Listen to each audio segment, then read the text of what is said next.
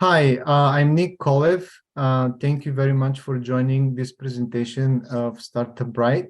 The founder today that we have here is John DeBenedette, and John will present GoGo Tech.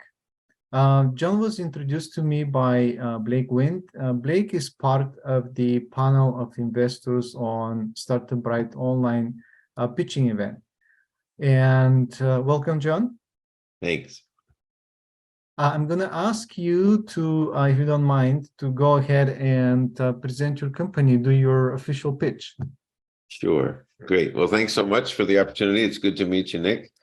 So we are developing ABBY, and ABBY is a new smart wheelchair for adults with reduced mobility.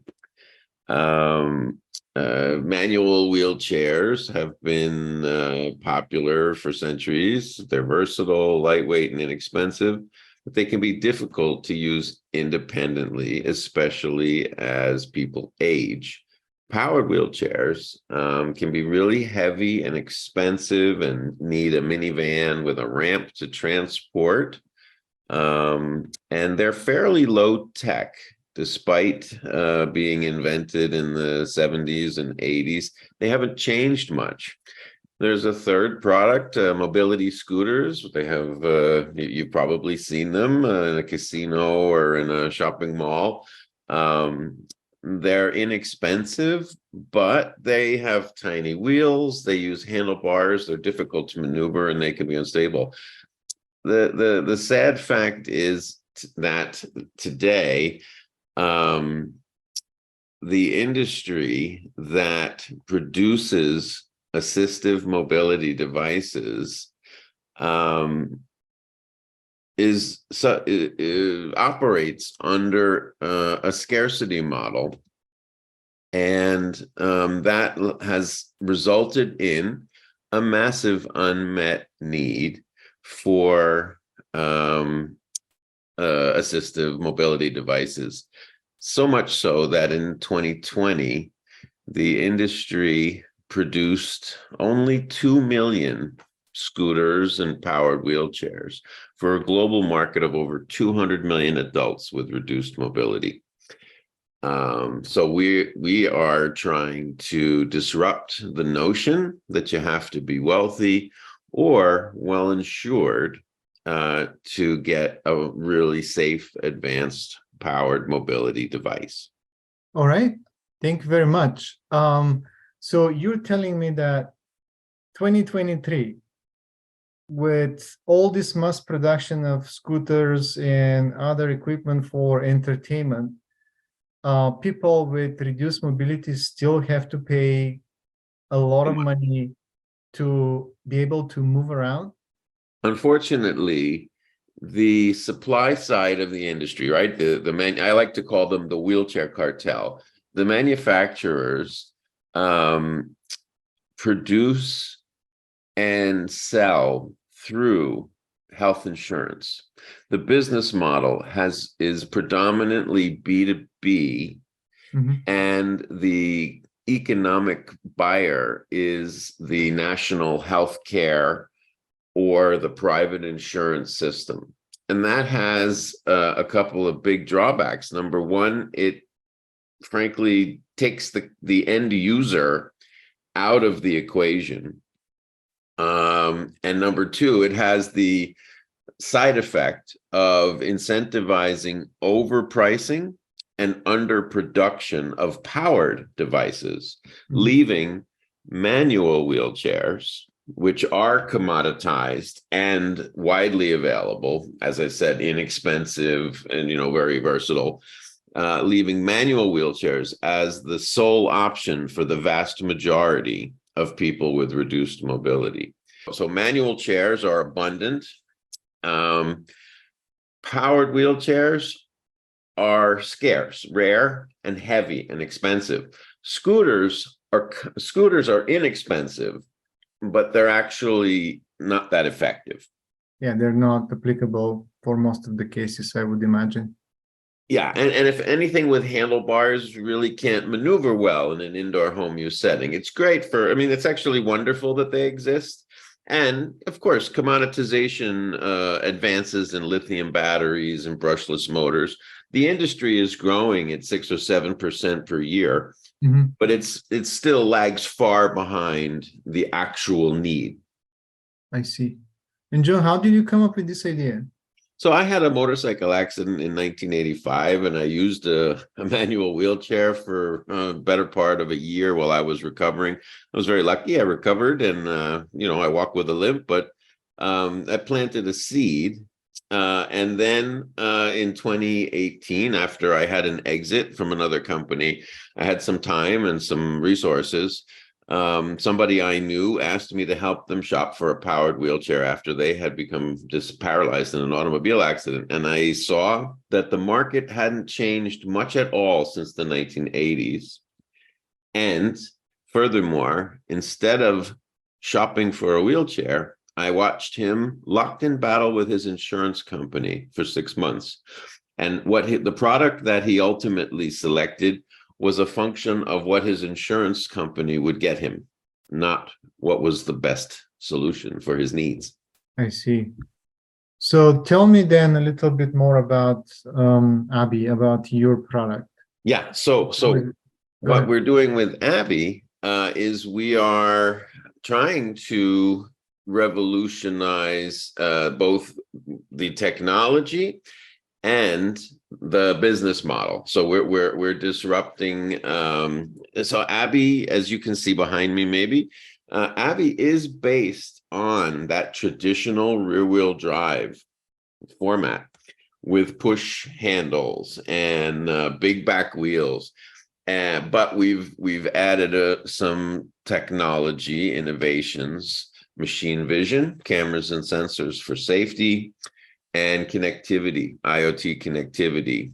And that allows us to increase safety, to extend the reach of family and caregivers.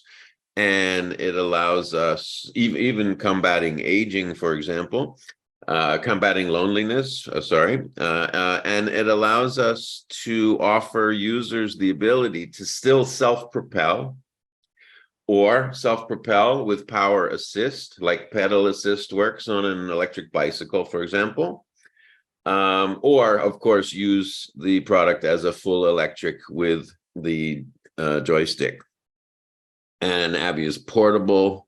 So we're trying to deliver motorized capabilities, but still do it within the form factor that is the most versatile. And we've also got some great innovations in there, like modular batteries. They disappear into the armrests. Some of the products on the market today that, believe it or not, there are a handful of premium priced solutions on the market today that are in this format. They tend to cost, they're considered power add-ons, and they motorize a titanium or a carbon fiber, a higher end manual wheelchair. And these power add-on kits typically cost $6,000 or $7,000, not including the underlying wheelchair. We're selling Abby for less than $4,000. And as we scale, we hope to make that even less over time. And how does that price compare to manual wheelchairs? Yeah, so manual wheelchairs are, they start out at a few $100s, but a lightweight, what's considered an active chair, which are usually aluminum, carbon, or titanium, typically cost between $1,000 and $3,000. So we're actually selling Abby within the price range of a higher end manual chair. I see. Now, Abby is not a featherweight chair, right? Abby has motors and batteries, but we're combining all those capabilities into one package and delivering it to the market so that it's in that comparison zone in terms of pricing. Well, that's amazing that you would be able to put motorized device almost at the price of high-end manual wheelchair, and that Right. has huge advantages, I Yeah, expect. yeah, and that gives people the option to consider Abby as a second chair, right? Many of our pre-order customers have a big heavy chair that requires minivan ramps. But Abby is for them, they pre-ordered Abby as a second, more portable chair that can fold up and go in the trunk of a car, right? Abby can compete head to head with the scooters because it's more versatile, right? It can turn in place, right? And we also view Abby as a way to expand the user base because of the connectivity, the IoT, right? We can provide family and caregivers a way to interface directly with the touchscreen through the cloud, right? Okay. So if you buy this for your aging relative or your parents or your family member, it creates a way to keep them engaged, right? You can fill out a worksheet and say, hey, every at 11 a.m. ask a question. And if you look at what socially assistive robotics, if in Japan, there's a whole lot of, and there are many initiatives now to engage, to combat loneliness and to use technology to keep people who are aging at home in place on a schedule, Mhm. or provide them with social engagement, right? Loneliness is a big problem for the aging community today. So with connectivity, we hope that Abby can be part of that generation of solution. All right. I suppose you're not developing this on your own. Can you introduce your team who is Yeah, working so on so this? uh, so I have one really amazing team member, and it's basically just been myself and Wei Wen Jing, who is my chief engineer, and he runs our operation in Shenzhen.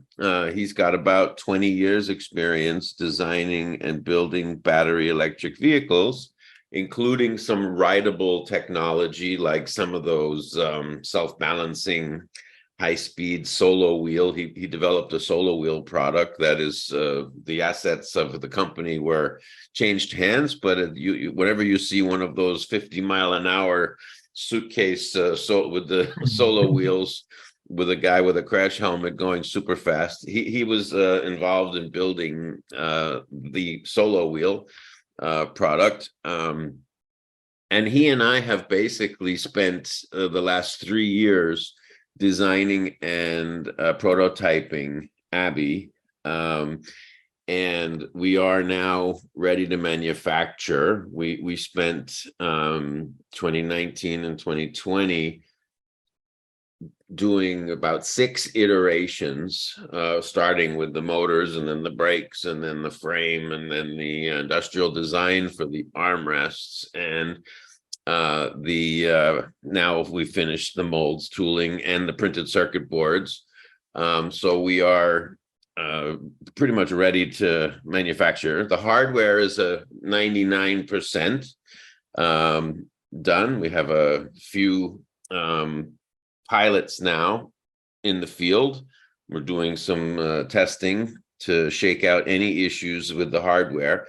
The software, we have about a 4 or 5 month sprint yet to go to finish the software. Again, this is a software enabled hardware device. So machine vision cameras and sensors for safety, to let you see behind when backing up. Simple things like you expect in your car, right? You get with Abby, the ability to avoid obstacles, things like that, and the of course the ability to remotely control and drive Abby hands-free in certain situations is enabled by the software. Yeah, sounds like a huge improvement and help. That's what I gather from everything that you said. So you gather information about location. That's the first thing that comes to mind, obviously, but probably can go back and forth. And you said that relatives and caregivers can communicate with this device, right? So Yeah. you can have a feedback, and if anybody needs help, you can react. Is it possible to remotely control this device? Yeah, absolutely. Oh, wow. All right. So if anybody is really not in good condition to continue, they can be in a remotely controlled device and be brought to safety. Amazing, Exactly. amazing. So I have a lot of questions. I'm technical by nature about the product, but let's switch a little bit. And let me ask you and go more on the marketing and the business side of things. Um, so I think it's obvious who are your customers, but I want to hear it from you. Be explicit about it. So who are your customers? Who is your market, and how do you find this customer? How do you plan to get to in front of these customers?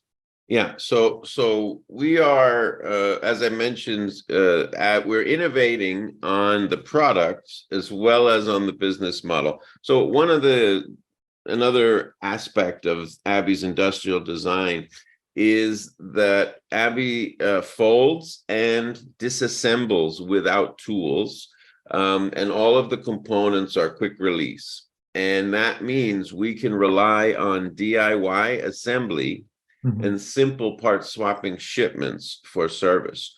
So we will sell direct to consumer online, relying on paid digital marketing Mhm. to reach customers and events. There are trade shows for assistive mobility devices that are really the backbone of how people meet and are introduced to new products. There's a series of shows called Abilities Expo and a handful of other industry events that move around the country. In the US and in Europe as well, they have a similar format. And basically, companies with products like this exhibit and they actually meet customers and sell direct. But then we will sell direct to consumer online through e-commerce, relying on paid digital marketing.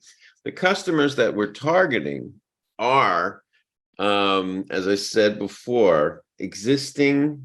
So we hope with Abby's combination of form factor, technology, we hope to be able to sell to power chair buyers who are, basically these are durable goods that have a 3 to 5 year useful life, right? So people are constantly refreshing their devices. Abby is well suited for end users on the lower end of the physical dependence spectrum, and can displace a power chair. So we can compete with power chair buyers as a second chair or as a replacement for the primary chair. There's a category of devices out there. If I had some slides behind me, I could show you, but there's also these folding travel chairs Mhm. that are like baby strollers. And it's one of the nicer, newer products on the market. They don't have the ability to self-propel, but they are portable. Abby could go head to head, competing with this device category.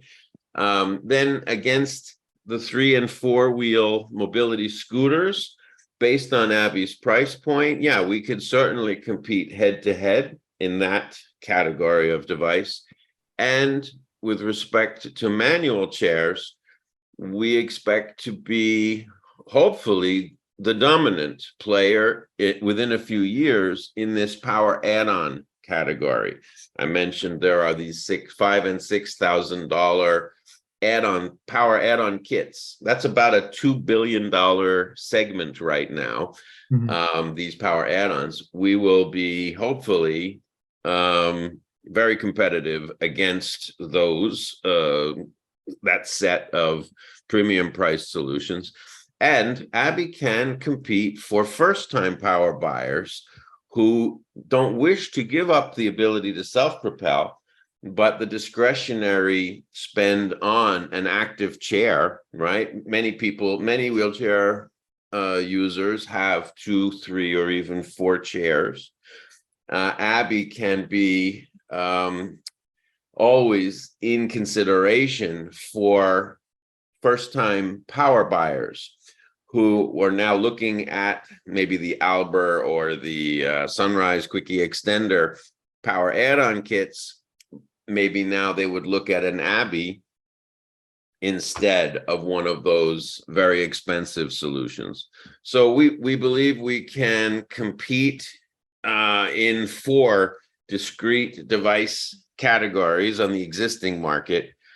And with the IoT and some of the technology I was discussing earlier, we can bring net new users into the mobility device by marketing as age tech, right? So there's mobility, and we're actually launching ABBY at the intersection of mobility and age tech, the ability to communicate with that elderly user, extend the reach of family and caregivers, patient monitoring and interaction through the touchscreen is something that's unique.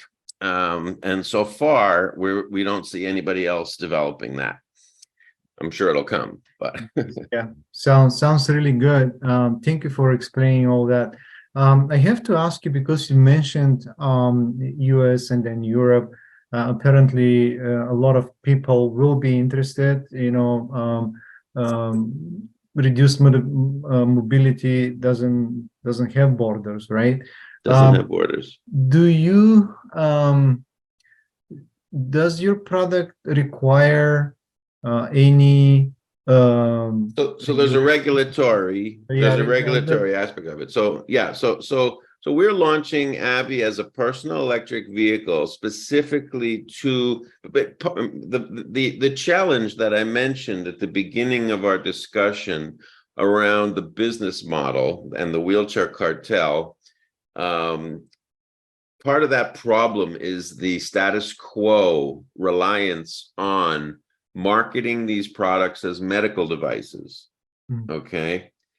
And that as a result results in the constrained growth of the segment of the industry as a whole.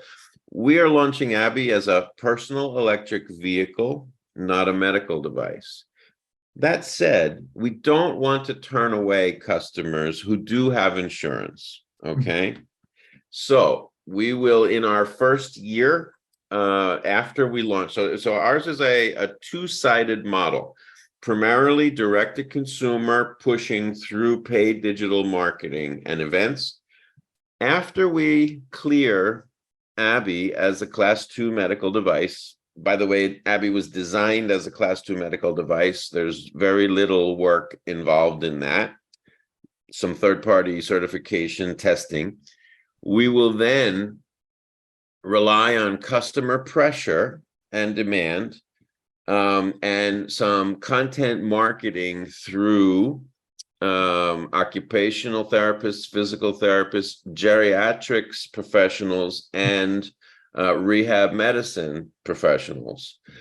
We will then outsource regulated distribution of a variant of ABBY that looks exactly like ABBY, that is a Class 2 medical device, through a single nationwide third party. So we'll outsource regulated distribution through a third party company that we've already had discussions with. Then in year 3, we will be looking at, so here we have a working formula in the US, our direct-to-consumer model, as well as some regulated healthcare sales. So our push, then pull through the regulated distribution. Then we'll look at the CE, the European market, the common market, and all other countries in the world that pretty much copy either that FDA or that European MDR regulatory framework. Mhm. So once we have that clearance here, it's relatively straightforward to achieve the European common market medical device clearance. And that will apply in something like 80 countries. That'll allow us to enter 80 countries. Okay. And so then we will probably rely on a fulfillment by Amazon or other e-commerce scaling partnerships to distribute to the rest of the world. But that will take a few years, right? So we're basically looking at US personal electric vehicle year 1, personal electric vehicle and medical device year 2. Year 3, we start expanding into other English-speaking international markets, and then rest of world 4, 5, 6. I see. In the beginning, when we started our conversation, I think you mentioned pre-order customers. Do you have traction? Do you already have customers? Yeah, we have a handful of. We did a 6-week campaign in 2021, and we sold 50 $99 deposits and a handful of fully paid Abbeys. We had some design, and we did some focus groups also with that group. And the pandemic, a few of them disappeared, sadly, and we had to do some refunds. We had some, it was a tough time for us, Yeah. but we learned a lot. The pricing has changed. So we stopped taking pre-orders, but we now have over 1,500 subscribers on a wait list. So I stopped taking deposits, and I changed it to, just sign up to find out about Abby. We keep getting a few every day. We have now over 1,500 subscribers on a wait list. So yeah, we feel pretty good about demand. Right. So that brings me to my next question. How much are you, what kind of funds, what kind of type of funding you're looking for, and how much you're looking for? And eventually, if you want to disclose, what kind of deal you're going to offer to investors? Sure. Yeah. So we are raising 1.5 million as a priced equity round, and that will be used for our commercial launch in the US, completing our regulatory 510(k) pathway for FDA clearance, and our initial inventory production and our paid digital marketing launch in the US. That will carry us to break even. We'll be profitable in about 20 months after we've shipped 1,000 units. And our plan calls for us to deliver about 50,000 units over 5 years. That's capturing a little less than 1% of the US powered device market, and getting us positioned for that international expansion. We also have a bridge round, active on Figure Marketplace right now. We're raising $250. So we finished the product development last year on the hardware, did the molds and the tooling, manufactured 30 units. This year, we're actually placing those units in the field and conducting pilots right now, while we do some intellectual property planning work. We have some patents to file, continuing the software roadmap development, and kind of preparing to raise that seed round. We hope to get that finished by the end of this year. So it's a priced equity round at a $9 million pre-money valuation. All of our safe notes and a few convertible notes will convert when we close this round, and we'll be launching the business in 2024. Okay. All right. Sounds good.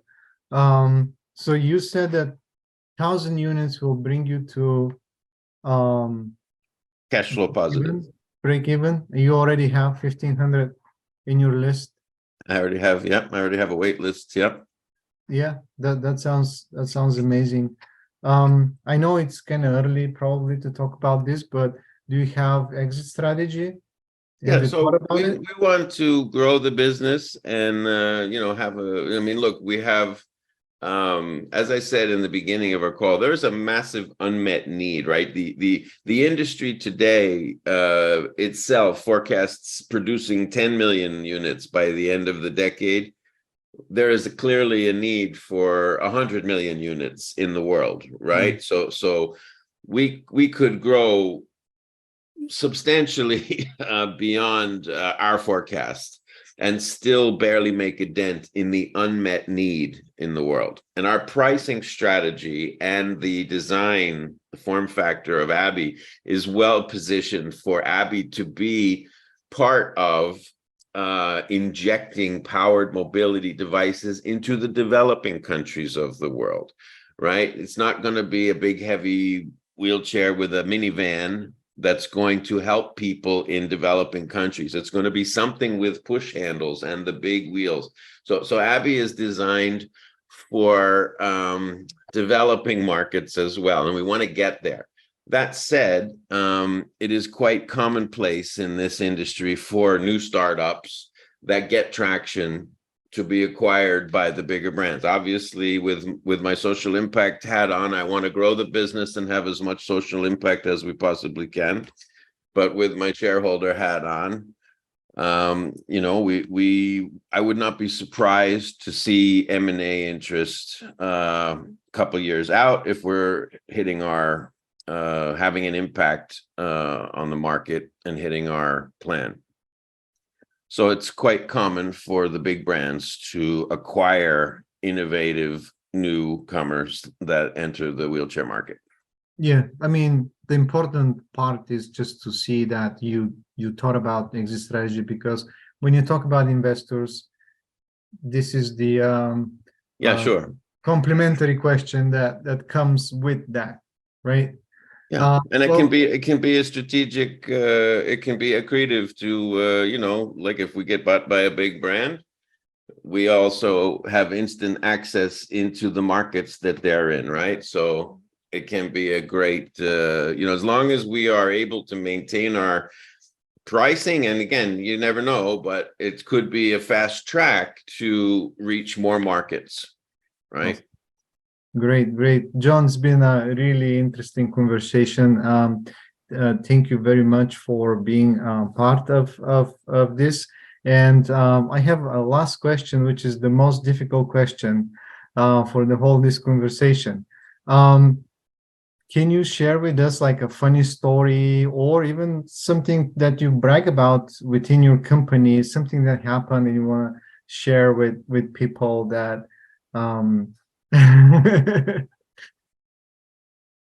I told you it's the most difficult question.